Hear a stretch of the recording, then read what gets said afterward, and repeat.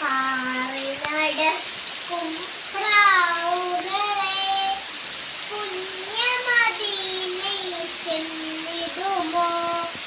അവിടം ചെന്ന് മുത്ത് ഹബീബിനോട് സലാം പറഞ്ഞിടുമോ?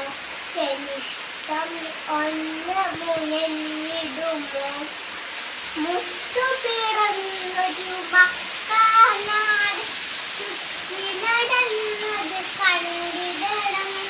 കാവശരീഫില്ല പിടിച്ച് ചുറ്റിടവാപ്പത് ചെയ്തിടണം. അജറൂൽ അസ്വദ് മുത്തിടണം.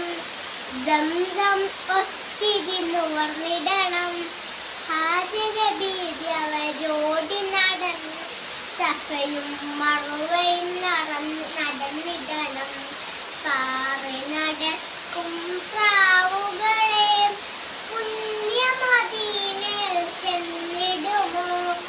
അവിടം ചെന്ന് മുത്ത് ഹബീബിനോട് സലാം പറഞ്ഞിടുമോ? എനിഷ്ടം ഒന്ന് മുയന്നിടുമോ?